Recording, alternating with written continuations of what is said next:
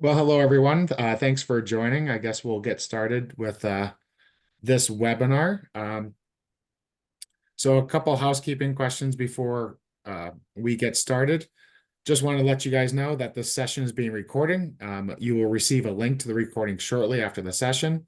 If there's any questions, please put them into the chat box, and we'll be monitoring that, and we'll address them as we go, or we'll have time at the end to cover the ones we didn't get to. Again, this is a live session. If you find yourself disconnected, just use that same URL in the invite to connect again.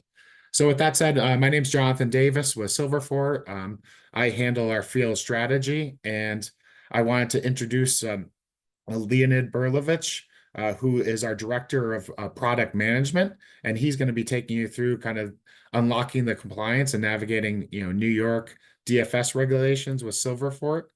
And Leonid, right, has spent probably the last, 10, 15 years in the privileged access management space, leading for, many, many providers. So he's very understanding of the space and some of the things that are happening around privileged access management. And with that said, I'll turn it over to Leonid. Jonathan, perfect. Thanks. Hi, everyone. So let's begin. I propose the following agenda for our session today. So I'll explain who are the covered entities by the NY DFS regulation. We'll go through the phased compliance deadlines and the key dates within that, as well as how Silverfort can really help achieving compliance with this regulation by these key dates on the various aspects. And further, I would want to have a deeper dive into the specific PAM requirements of this regulation to make sure these are understood and the value of how approaching this regulation and requirements by Silverfort and other potential solutions in the market will assist you to comply faster and achieve good results. So let's start with the three categories of the covered entities of the NY DFS regulation. From left to right, we have the large, what they call Class A companies, who must comply with all requirements by specific dates, but with all requirements. The small, what they call exempt companies, they are exempt from many things, but not from all things within the regulation, and we'll cover that as well. And what they call standard, or the rest of the companies that are not considered Class A or exempt. If you want to know exactly if you are regulated or not by the NYDFS, this link here for their portal that you can put the name of your company and understand that better. More specifically, right, the qualification requirements of being a Class A company is having at least $20 million in gross annual revenue in New York State, and one of the following, having more than 2,000 employees or over 1 billion in gross annual revenue across all United States. A small business qualification, which is exempt of some regulation requirements, but not all, is having less than 20 employees. And either of both, less than 7.5 million in gross annual revenue or less than 15 million in year-end total assets. The rest of the companies will be considered starter companies for the purposes of this regulation.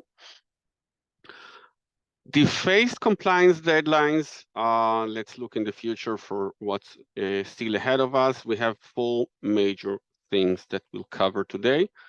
Starting with the small business requirements of MFA, further looking into Class A requirements around both privileged access management and EDR and SIEM, which is by May 1st, 2025. And lastly, MFA requirements broadly for all types of companies regulated by this NYDFS. More specifically, what are the requirements? So by November 1st, 2024, small businesses will need to have multi-factor authentication applied for remote access to the covered entities information systems and third-party applications. And all privileged accounts other than service account that prohibits interactive login will also need to be protected with MFA.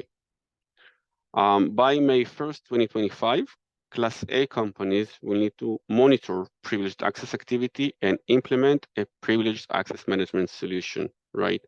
And further have an automated method of blocking commonly used passwords for all accounts, as well as having an endpoint detection and response solution to monitor anomalous activity, including lateral movement, and a centralized logging solution for security events. And further, by November 1st, 2025, all companies will need to have multi-factor authentication for any individual accessing any information system of the covered entity. Having said that, there is a small but big asterisk here by the regulator saying that covered entities CISO may instead approve in writing, at least annually, the infeasibility to comply with this or that specific requirement, right? But proving the use of a reasonably equivalent or more secure compensating control. So that's just for general knowledge, and we'll see how that might apply as well as we go. So what are the challenges to comply with NYDFS, specifically for the requirements we've mentioned? So first and foremost, legacy systems, not all of them support MFA, right? Including remote access and third parties with access to internal networks, as well as for exception management. Not everybody might need to have MFA all the times, etc. How to manage that for better operational efficiency. How to monitor and detect and effectively limit attempts of lateral movement, and the limited ability for many customers of different sizes to really monitor privileged access activity, as well as implementing a full PAM solution for the entire set of privileged accounts, various types that we'll review. So how Silverfort can really prevent violations of the regulation based on the different requirements, starting the MFA part, right?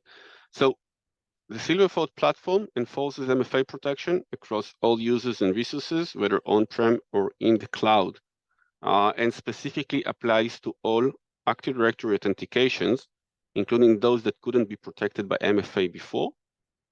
Those could be legacy applications, command line access, databases, networking infrastructure, and many others, right? So you're actually selecting the MFA policies for which users or groups you want it to be applied, sources, destinations, and additional risk-based parameters you might want to apply to that. And again, the MFA vendor of your choice, that's what you select. You can go with Silverfort, you can go with any other MFA provider. Short demo is around accessing a remote file share from a Windows server where MFA is required for the account to access. So I'm trying to access file share. I have an MFA on my device. Only when I approve it, I'm then going into this super secret folder or remote file share that I can then operate with. Moving next, regarding the EDR and or lateral movement, more specifically, how to monitor, detect, and limit attempts of lateral movement within the organization, right? So the Silverfort platform monitors all authentication between all assets of the organization. We can see all sources, all destinations, the protocols, the services being used to perform the authentication, right? And we can alert or deny upon anomalous activity, including but not limited to the attempts of lateral movement. You can decide which sources and or destinations are really relevant for the business purpose of this or that human and or a service account, and block all other types of access in that sense. For human, we can require and deploy MFA to be required on every hop. Move between one asset to another is then more secure. Again, one example was going to a file share, but if you go to a database and or any other type of domain-based authentication required throughout the working day of an employee, a privileged account, you can have MFA applied to it. And again, by that, ensuring that stolen credentials cannot be used to progress in the attack path. Before moving into PAM area, Jonathan, are there any questions or interesting talking points in the chat in the meanwhile? Yeah, I think that there was a couple, right? And maybe this is, you're gonna get to it, but one question was, well, if I'm vaulting my passwords already, right? How are you guys managing access with Silverfort, right? I think was the question. Right. So we'll see in a minute also when I go to the PAM requirements and the part of the rotation, but basically vaulting credentials and rotating them, right, is fully compatible with also requiring MFA on the access and or preventing access from this or that source or destination, right? These work together very, very well and doesn't need to interfere. Perfect. So let's move on. If there are any other questions, feel free to stop me. So in the PAM area, right, how we can actually deal with the limited ability to monitor privileged access and or deployment of PAM for all privileged accounts. So now I want to take a step back, right, and really speak about privileged accounts 101 kind of thing, and based on the tier model introduced by Microsoft many years ago, right, but still applicable for at least the on-premises Active Directory types of authentications, but not only. All types of federated access to SaaS and or cloud environments also rely on domain AD-based privileged accounts, right? So the tier 0 part is all about the privileged permissions to perform change configuration in Active Directory, creating users, resetting credentials, setting GPOs, managing the domain controllers and or the Azure AD Connect and any other type of asset that might have connection to manage other users' privileges. Tier 1, which is the majority in terms of volumes, both of the assets and the privileged accounts within, right, versus tier 0, that's potentially like between 1 and several, like few percent of total assets and accounts, right? Tier 1, we can see the change configuration for servers, services, databases, applications, etc. Right? We can see different types of privileged accounts between the shared privileged accounts that we have multiple employees or several employees leveraging that same credential to access the assets, personal privileged credentials, those -A or secondary named accounts of individuals that are leveraged to really access the privileged assets, as well as the non-human service accounts. And tier 2, which also is relatively small in numbers within the organization, is about change configuration of client computers, so all help desk or all patch management or these types of privileged access on the desktop, laptops, shared workstations of employees in the company. If you have any other numbers or any other types of things or perspectives of looking at your privileged accounts, please write us in the chat. That will be really helpful. The main risks of privileged accounts by the tier model, right, is cross-tier authentication. It can cause privilege escalation. So again, domain admins accessing domain controllers, that's good. Server admins accessing the servers they need to access. Great, right? But then if I'm leveraging my domain administrative account to access a server or to access a laptop, either my laptop or desktop, right, or others, just because I have the permissions or the ACLs, right, or the group memberships to do so, that will cause my password hash to be left on that lower tier asset, which by assumption is more vulnerable to cybersecurity attacks. And these grabbed hashes can then serve for privilege escalation, right? This is why we see so many secondary -A accounts within companies, at least as a practice. And in many companies, that's the reality, and that's a good best practice to do. Another perspective to look at things specifically in tier 1, right, is where we have different applications where we manage not only the production environment of those, but stage test and or dev, right? If we take Salesforce, for example, right, we would want to kind of enhance that or tailor Salesforce for our use cases. We have a company that potentially assists us in developing some scripts or some processes, or we have in-house developers there. right? So then we have really these types of environments, not speaking about manufacturing companies and or right other types of software development companies. So having privileged accounts that can cross between dev and or prod environments, right, is not cool, because then production environments of mission critical or business critical applications can be compromised more easier, right?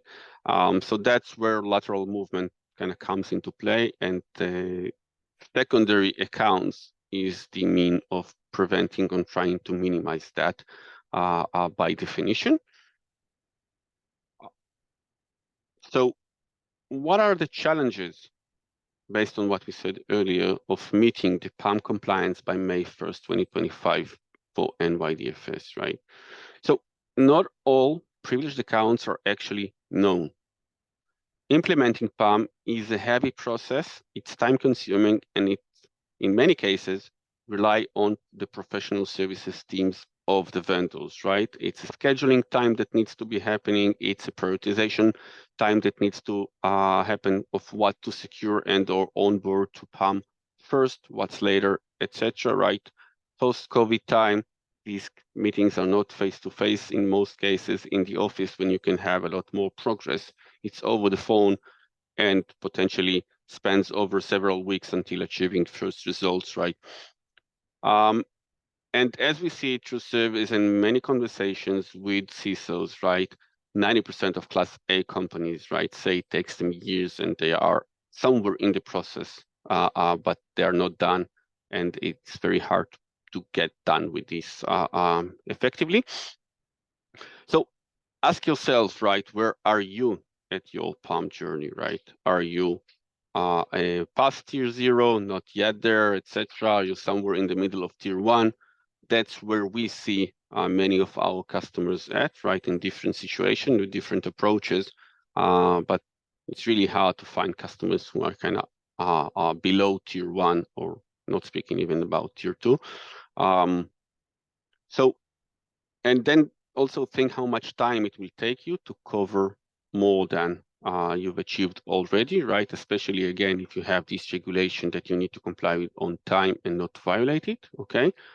And whether that will be enough for the regulation as well as for the security purposes or for preventing really cyber incidents within your company, because the regulation really speaks about means of how to prevent that and be more secure eventually. So Leonid, question, right, is what were some of those challenges, why people or why organizations struggle to get those tier 1 type of accounts into a PAM? Is there stuff you've seen from your experience?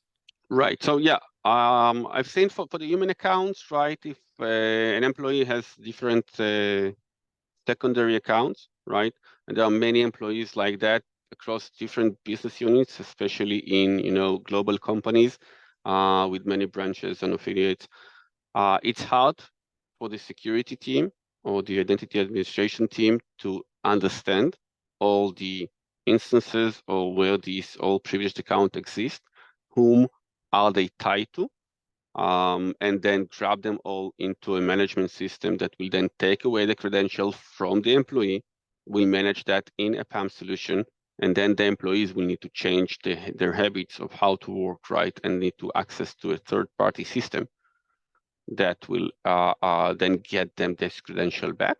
That's for the human part. For the non-human part, the service accounts is basically a technology used by Microsoft for many, many years, and implementations of these are across the board, even by people who have long left the company, but the service accounts they've created for a specific business purpose relevant back then is still there.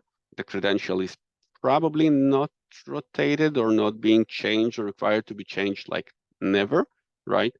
Probably the service account is already being leveraged for more than that application initially desired, and other applications also use the service account simply because there is a service account. It also already has high privileges. Why to go through potentially tedious process of asking to create another service account? Let's use that.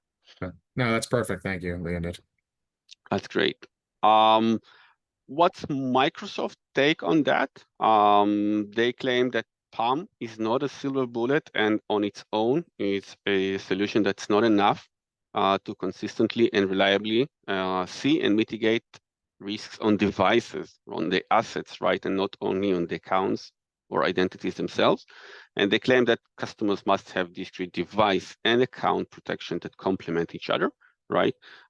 We relate to that as well, and we see customers relate to that. So having said that as an introduction, right, to the PAM approach, the tier model, the challenges, right, how Silverfort prevents violation of regulation around the PAM is what we're going to discuss now. So for tier 0, right, if this is not yet in PAM, but required to be in PAM, right, for compliance, it will take months to PAM. You can still make it. You'll probably make it, right? And we recommend you to go that direction, right? But furthermore, our research of regulations as well as cyber insurance, kind of broader perspective of not only the NY DFS, right, is that you need to have MFA in place for these types of accounts.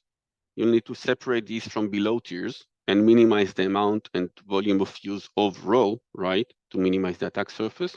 You'll need to have a reason and or approval required for each and every access and rotate the credential after every use. Here's where like the PAM comes into play really strongly, right? And have full accountability of who are the owners, the employees these privileged accounts are tied back to and being used, right?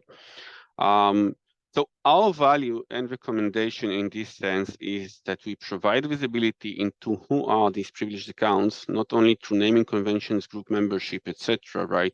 We provide it through authentications, and what you might think is all or are all the groups or areas, containers of privileged accounts, and monitor only these, right?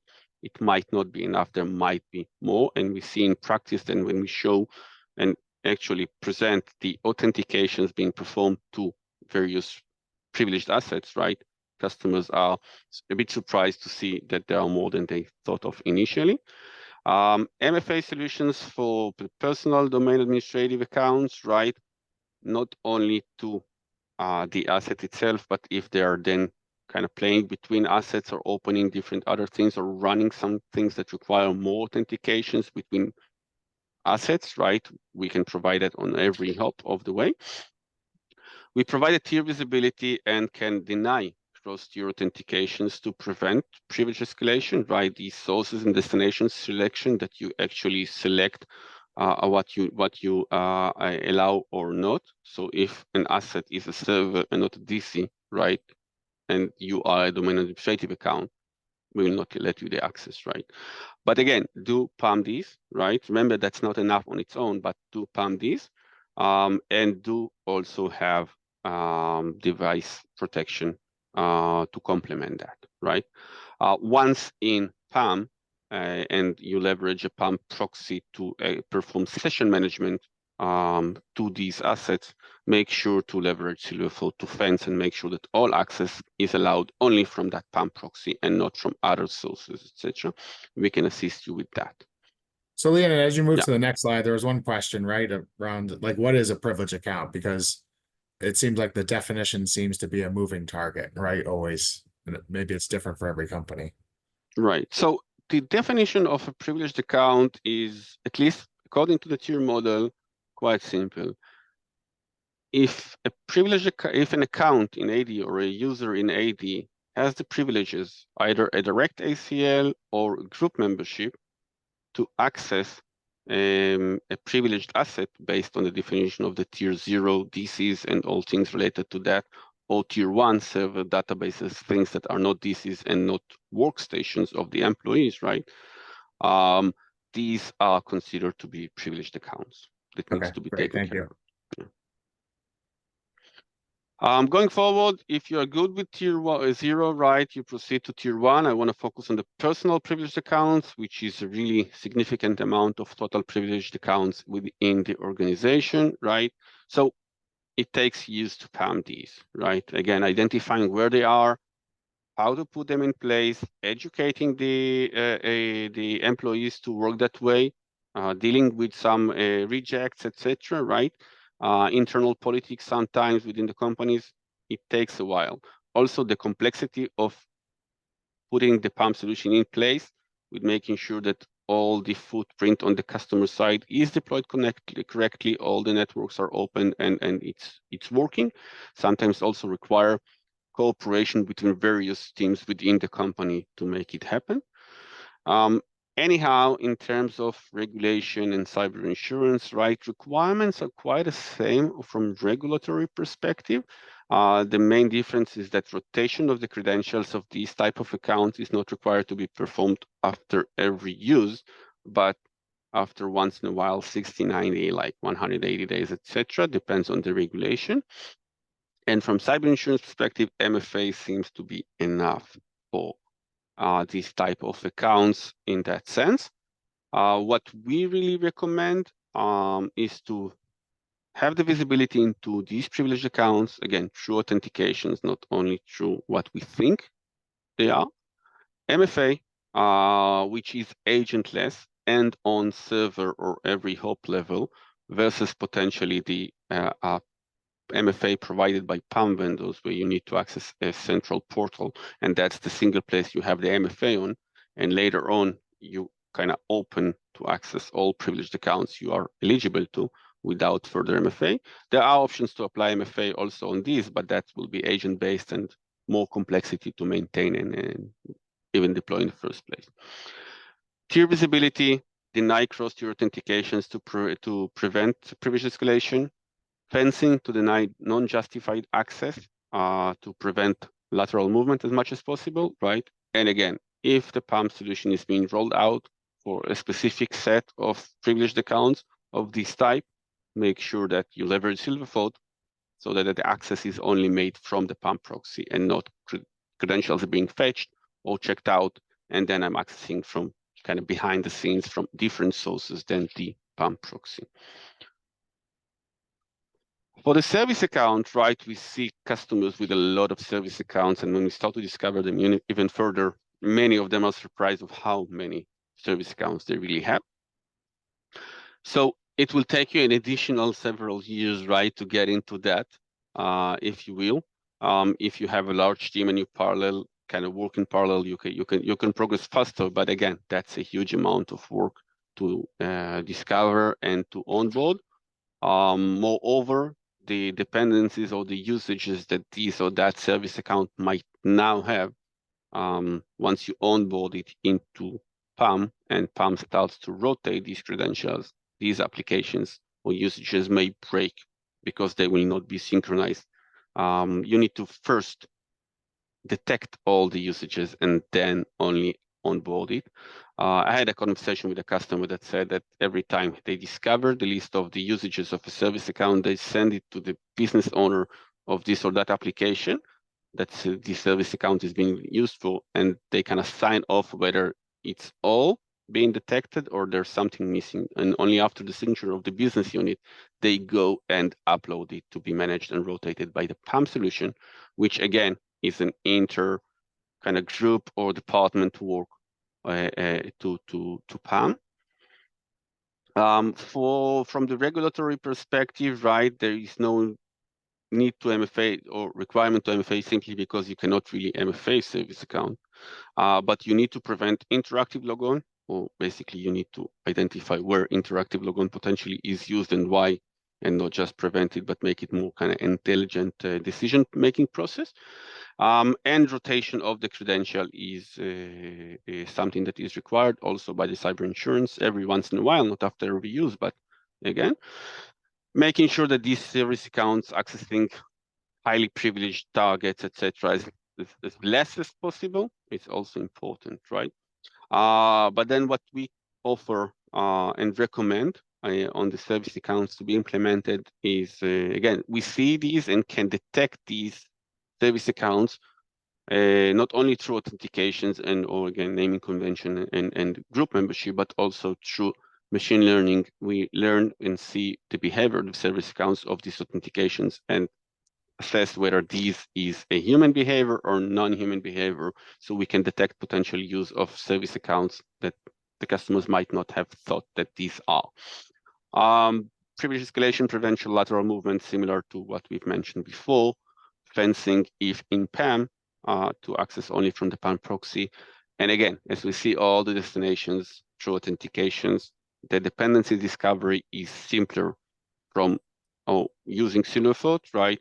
And then this could also serve as a pre-step to onboarding into a PAM solution. And we see customers leverage Silverfort also for that. Yeah, and just for everyone, we're going to be wrapping up in a few minutes, but we have time to continue. One question, Leonid, is how do you determine if an account is a service account? Was one something people asked.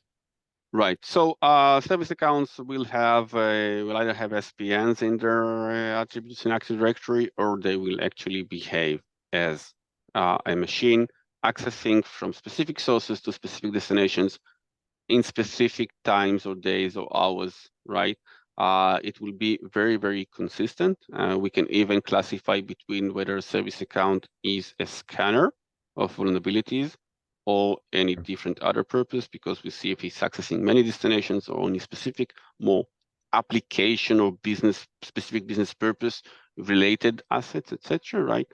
And further, through the integration that we've recently announced with ServiceNow CMDB, right, it will also can get the context of the applications, right, that that the company has, not only the server or asset names.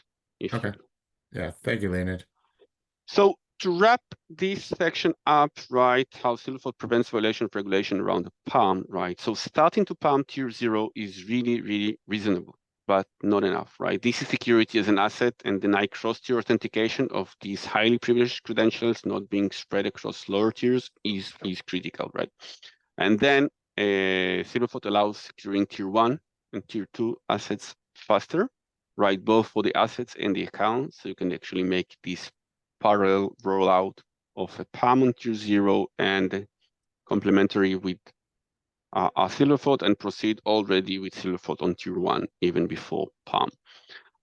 Meet the regulatory deadline on time, and again, avoiding fines, making the use of the reasonably equivalent or more secure compensating controls, as we've mentioned before, right?